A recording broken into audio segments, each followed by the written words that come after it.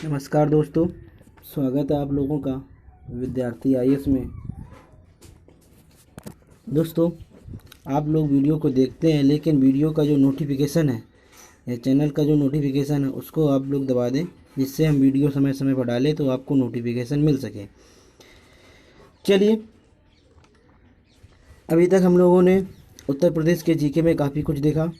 आज हम देखते हैं उत्तर प्रदेश के जो राजनीतिक और प्रशासनिक ढांचा है उसके बारे में देखेंगे। तो उत्तर प्रदेश का राजनीतिक और प्रशासनिक ढांचे के बारे में जब सबसे पहले हम देखते हैं तो उत्तर प्रदेश का राजनीतिक ढांचा में देखेंगे तो उत्तर प्रदेश के दो सदनीय विधानसभा। उत्तर प्रदेश का विधानमंडल कैसा है? दो सदनीय है। उत्तर प्रदेश का विधानमंडल कैसा है? दो सदनीय है। दो सदनीय मतलब होता है दो सदन है, एक तो यहाँ पर विधान सभा है और यहाँ पर विधान परिषद भी है, और यहाँ पर विधानसभा भी है, विधान परिषद भी है। तो दो सदनी का मतलब होता है यहाँ पर दोनों के कानून बनते हैं, यानी एक द्वारा कानून नहीं बनाए जाते हैं, दोनों सदनों द्वारा कानून बनते हैं। अब बात आती है कि उत्तर प्रदेश में विधानसभा की कुल सीटें कितनी हैं, विधान परिषद की कुल सीटें कितनी हैं, कहाँ कहाँ से लोग चुने जाते हैं। तो देखते हैं उत्तर प्रदेश में जो विधान सभा है, विधानसभा की जो सीटें हैं, विधानसभा जो है जिसको निम्न सदन भी बोलते हैं। क्या बोलते हैं? निम्न सदन बोलते हैं। और यहाँ पर सीटों की संख्या 403 है। एक आप लोग पढ़ते हैं आंग्ल भारतीय, तो याद रखेंगे आंग्ल भारतीयों के लिए अभी हाल ही में एक संविधान संशोधन किया गया। उस संविधान संशोधन द्वारा हाल ही में एक संविधान संशोधन किया गया, उस संविधान संशोधन द्वारा इनके सीटों को हटा दिया गया है। याद रखेंगे 104वां संविधान संशोधन किया गया। 104वें संविधान संशोधन के द्वारा आंग्ल भारतीयों की सीटों को कैंसिल कर दिया। तो जहाँ जहाँ आंग्ल भारतीय आप लोग पढ़ते थे, जहाँ जहाँ अनुच्छेद भी पढ़ते थे, उन सबको आगे परिवर्तित कर दिया गया है। तो याद रखेंगे, देखेंगे, लिखा जरूर है, क्योंकि कुल सीटें पूछी जाएंगी तो 404 ही है। कुल सीटें कितनी हैं? 404 है। वर्तमान में अगर सीटें कहें तो 403 सीटों पर चुनाव हुआ है, जिनमें से एससी और एसटी के लिए सीटों का बंटवारा किया गया। ये आरक्षित सीटें बोली जाती है। तो क्वेश्चन भी पूछा गया उत्तर प्रदेश में कितनी सीटें आरक्षित हैं, तो कितनी बताएंगे? 86 सीटें, जिसमें से एससी के लिए और एसटी के लिए 84 और एसटी के लिए 2 सीटें आरक्षित हैं। इस तरह से कह सकते हैं 86 सीटें उत्तर प्रदेश में कुल आरक्षित हैं। अगर हम बात करें उत्तर प्रदेश की विधानसभा में सीटों की संख्या कितनी है, उत्तर प्रदेश विधानसभा की सीटों की भी संख्या कितनी है? 100 है। कितनी है? 100 है। तो मैंने कहा उत्तर प्रदेश जो है 2 सदनीय विधानसभा है, 2 सदनीय विधानमंडल है। तो 2 सदनीय विधानमंडल का मैंने अर्थ बताया, जहाँ पर विधानसभा और विधान परिषद हो वहाँ पर 2 सदनीय विधानमंडल बोला जाता है। तो क्या प्रत्येक राज्य में विधानसभा और विधान परिषद है? क्या प्रत्येक राज्य में विधानसभा और विधान परिषद है? प्रत्येक राज्य में विधान सभा तो है, लेकिन कुछ ही राज्यों में विधान परिषद है। कुछ ही राज्यों में विधान परिषद है। वो कितने राज्य हैं? वो राज्य वर्तमान में 6 हैं। पहले आप लोग 7 पढ़ते थे। जम्मू कश्मीर का जब पुनर्गठन किया गया 2019 का, जब जम्मू कश्मीर पुनर्गठन अधिनियम आया, तो उसमें जम्मू कश्मीर राज्य को दर्जा हटाकर उसे केंद्र शासित राज्य का दर्जा दे दिया और 2 राज्यों में बांट दिया। 2 केंद्र शासित राज्य में, जम्मू कश्मीर और लद्दाख में बांट दिए, जिसमें अब वो राज्य रहे नहीं। तो जब राज्य नहीं रहे तो वहाँ पर विधान परिषद की सीटें नहीं होगी, अतः वहाँ विधान परिषद कैंसिल कर दिया गया। तो वर्तमान में कितनी ही विधान परिषदें? 6 जगह हैं। तो 6 जगह कहाँ पर है वो देखेंगे। उसके लिए मैंने एक ट्रिक बनाई है। वो ट्रिक क्या है? कविता आज मऊ है। वो ट्रिक है, कविता आज मऊ है। तो कविता आज मऊ से क्या रखेंगे? याद रखेंगे कविता कर्नाटक, बिहार, तेलंगाना, आंध्र प्रदेश, महाराष्ट्र और उत्तर प्रदेश। तो वर्तमान में कितने जगह पर है? 6 जगहों पर, 3 6 जगहों पर क्या है? विधान परिषद है। बाद बाकी किसी भी राज्य में विधान परिषद नहीं है, ये भी याद रखना, ठीक है ना। तो अगला क्वेश्चन, अगले पॉइंट पे आते हैं। उत्तर प्रदेश में विधान परिषद और विधानसभा की सीटों की बात हो गई। अब उत्तर प्रदेश में लोकसभा और राज्यसभा की सीटों की भी बात कर लेते हैं। तो उत्तर प्रदेश में लोकसभा की सीटों की संख्या 80 है। लोकसभा की सीटों की संख्या कितनी है? 80 है। लोकसभा की सीटों की संख्या 80 है, लेकिन इनमें भी कुछ सीटें आरक्षित हैं, जिनमें से एससी के लिए 17 सीटें आरक्षित हैं, लेकिन अनुसूचित जनजाति के लिए कोई भी सीट आरक्षित नहीं है। याद रखेंगे, लोकसभा में एसटी के लिए कोई भी सीट आरक्षित नहीं है। इस तरह से अगर हम कहें लोकसभा में उत्तर प्रदेश की आरक्षित सीटों की संख्या कितनी है, तो हम 17 बताएंगे। इसी तरह से राज्यसभा में उत्तर प्रदेश की सीटें कितनी है? 31 है, जिसमें से ना तो एसटी के लिए है ना तो एससी के लिए कोई सीटें आरक्षित हैं। तो उत्तर प्रदेश में ना एसटी और एससी के लिए कोई सीटें आरक्षित नहीं है। ये भी क्वेश्चन पूछता है। मैंने विधानसभा में कितनी सीटें बताई? 404। विधान परिषद में कितनी सीटें बताई?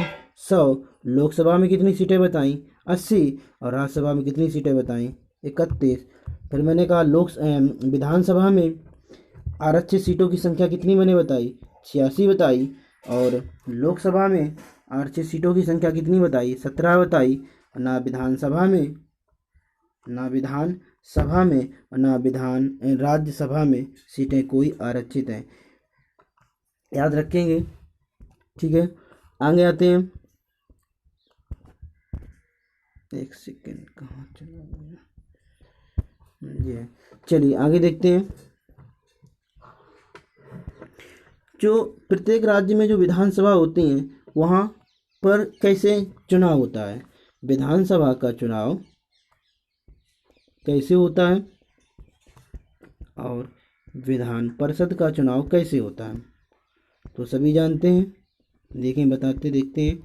तो विधान परिषद का चुनाव तो कुछ ही लोग वोट डालते हैं, लेकिन विधानसभा का चुनाव प्रत्यक्ष रूप से होता है, और इसका भी प्रत्यक्ष रूप से होता है, लेकिन हम लोगों को पता नहीं चलता है। तो देखेंगे कैसे।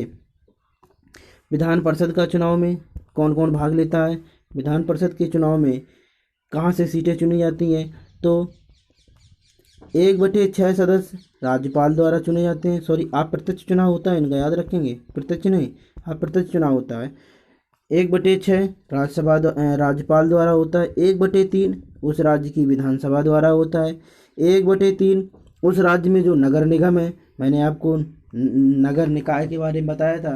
मैंने नगर निगम, नगर पालिका परिषद और नगर पंचायत के बारे में बताया था। तो उन्हीं में से जो नगर निगम होते हैं, जहाँ मेयर चुने जाते हैं, नगर निगम जहाँ मेयर चुने जाते हैं, वहाँ से 1/3 सदस्य आते हैं। 1/12 सदस्य जो विद्यार्थी स्नातक कर लेते हैं वो चुनते हैं, और 1/12 सदस्य जो टीचर इंटर कॉलेज वाले तक स्कूलों में पढ़ाते हैं, उन टीचरों द्वारा चुना जाता है। तो याद रखेंगे, सबसे ज़्यादा क्वेश्चन पूछता है विधान परिषद में राज्यपाल कितने लोगों को चुनता है। तो याद रखेंगे 1/6। विधान परिषद में विधानसभा कितने लोगों को चुनती है, तो याद रखेंगे 1/3। विधान परिषद में नगर निगम कितने लोगों को चुनता है, तो याद रखेंगे 1/3। विधान परिषद में स्नातक विद्यार्थी कितने लोगों को चुनते हैं, तो याद रखेंगे 1/12। विधान परिषद में शिक्षक जो इंटर कॉलेज वाले होते हैं वो कितने लोगों को चुनते हैं, 1/12। तो वर्तमान में उत्तर प्रदेश में इनके द्वारा कितने कितने लोग चुने गए हैं, तो राज्यपाल 10 लोगों को चुनता है, विधानसभा 38 लोगों को, स्थानीय निकाय प्राधिकरण यानी नगर निगम 36 लोगों को, और विद्यार्थी 8 लोगों को, और शिक्षक 8 लोगों को। ये याद रखेंगे, ये 100 सीटों का बंटवारा किया गया है, और ये सीटों की संख्या भी पूछ देता है। आगे आते हैं क्वेश्चन, अगले क्वेश्चन की बात करते हैं। उत्तर प्रदेश में जो विधान परिषद कब से बनी, तो सभी जानते हैं उत्तर प्रदेश में विधान परिषद 1937 से बनी। सर्वाधिक विधानसभा की सीटें कहाँ पर है? इलाहाबाद में। कितनी हैं? 12 हैं। न्यूनतम विधानसभा की सीटों की संख्या कहाँ पर? 3 जगह हैं, श्रावस्ती में है, चित्रकूट में है और महोबा में है। कितनी कितनी? वो 2-2 सीटें हैं। याद रखेंगे, ये भी क्वेश्चन पूछता है। 2-2 सीटें न्यूनतम है तो कितनी है? 2-2 हैं। अधिकतम है तो 12 सीटें कहाँ पर? इलाहाबाद में पड़ेंगी। मतदाताओं की दृष्टि से सबसे बड़ा संसदीय क्षेत्र कौन सा आ जाएगा? तो गाजियाबाद आ जाएगा। सबसे छोटा संसदीय क्षेत्र कौन सा आ जाएगा? तो बागपत आ जाएगा। अगर हम बात करें प्रथम विधानसभा का गठन कब किया गया? प्रथम विधानसभा का गठन कब किया गया? 8 मार्च 1952 को किया गया। वर्तमान में कौन सी विधानसभा चल रही है? वर्तमान में 17वीं विधानसभा चल रही है। याद रखेंगे, 17वीं विधानसभा के मुख्यमंत्री सभी जानते हैं, योगी आदित्यनाथ। आगे आते हैं, अगर हम न्याय की बात करते हैं, न्यायिक व्यवस्था की, तो उत्तर प्रदेश में सबसे पहले न्यायालय कहाँ पर बनाया गया था? आगरा में बनाया गया था। सबसे पहले कहाँ पर बनाया गया था? आगरा में बनाया गया था। ठीक है, कहाँ पर बनाया गया था? आगरा में। कब बनाया गया था? 17 मार्च 1866 को। उस समय उत्तर प्रदेश का नाम क्या था? उत्तर पश्चिमी प्रदेश, उत्तर पश्चिमी प्रांत था। यानी हाँ, जब आपको उत्तर प्रदेश के नाम का परिवर्तन इससे पहले पढ़ा चुके हैं, वीडियो में देखें जरूर, तभी आपको समझ में आएगा। अगर हम बात करें, जब आगरा बनाया गया, वहाँ के मुख्यमंत्री उस समय वहाँ के मुख्य न्यायाधीश किसको बनाया गया था? सर वाटलर मॉर्गन को बनाया गया था। फिर इसके बाद आगरा से इलाहाबाद आई। आगरा से इलाहाबाद न्यायालय स्थापित किया गया। 2 साल बाद ही किया गया, 1869 में किया गया। इसके बाद इलाहाबाद तो लाया गया, लेकिन उसका नाम इलाहाबाद उच्च न्यायालय नाम कब रखा गया? 11 मार्च 1919 को। दूसरा क्वेश्चन अगला देखेंगे, देश में सबसे ज़्यादा न्यायाधीशों की संख्या इलाहाबादी उच्च न्यायालय में मिलती है। इलाहाबाद उच्च न्यायालय में मिलती है, जो कितनी है? 160। इसका अपना अलग से अपना खंडपीठ भी है, जो कहाँ पर स्थित है? लखनऊ में है। स्वतंत्रता के बाद प्रथम न्यायाधीश कौन बने थे? न्यायमूर्ति कमलाकांत वर्मा। न्यायमूर्ति कमलाकांत वर्मा बने थे। याद रखेंगे, स्वतंत्रता के बाद कौन बने? न्यायमूर्ति कमलाकांत। सबसे पहले आगरा में बनाई गई, तो उसमें कौन थे? Sir Walter Morgan. Sir Walter Morgan थे। अब नियुक्ति की बात कर लेते हैं। नियुक्तियों में कुछ इम्पोर्टेंट नियुक्तियों में से देखिए, प्रथम मुख्यमंत्री कौन बने थे? पंडित गोविंद वल्लभ पंत। प्रथम उप मुख्यमंत्री कौन बने थे? चौधरी नारायण सिंह। पहली महिला मुख्यमंत्री कौन बनी? सुचेता कृपलानी। अब तक कितनी महिला मुख्यमंत्री उत्तर प्रदेश बन चुकी हैं? 2। एक सुचेता कृपलानी, एक मायावती। अगर कहें उत्तर प्रदेश के वह कौन से सीएम हैं जो पीएम का भी पद संभाला? चौधरी चरण सिंह और विश्वनाथ प्रताप सिंह। चौधरी चरण सिंह और विश्वनाथ प्रताप सिंह। यूपी की प्रथम महिला राज्यपाल सरोजिनी नायडू। यूपी की प्रथम महिला राज्यपाल सरोजिनी नायडू। वर्तमान में कौन है? सभी जानते हैं, कमेंट में लिखेंगे। आगे आते हैं, उत्तर प्रदेश के प्रथम विधानसभा अध्यक्ष उत्तर प्रदेश के कौन बने थे? राजस्वी पुरुषोत्तम दास टंडन। उत्तर प्रदेश के प्रथम विधान परिषद के अध्यक्ष श्री चंद्रपाल सिंह बने थे। आगे आते हैं, उत्तर प्रदेश के विधानसभा के अध्यक्ष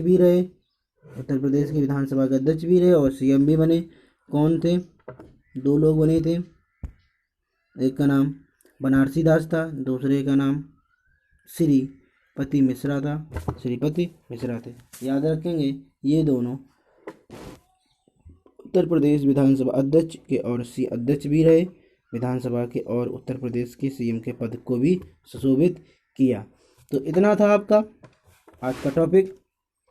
वीडियो को लाइक करें, वीडियो को ज़्यादा से ज़्यादा शेयर करें, चैनल को सब्सक्राइब करें। ध्यान रखें, वीडियो में देखने से पहले सबसे पहले चैनल के बेल आइकन को ज़रूर दबाएं, जिससे हम वीडियो डालें तो आपको समय समय पर नोटिफिकेशन मिल सके। जय हिंद।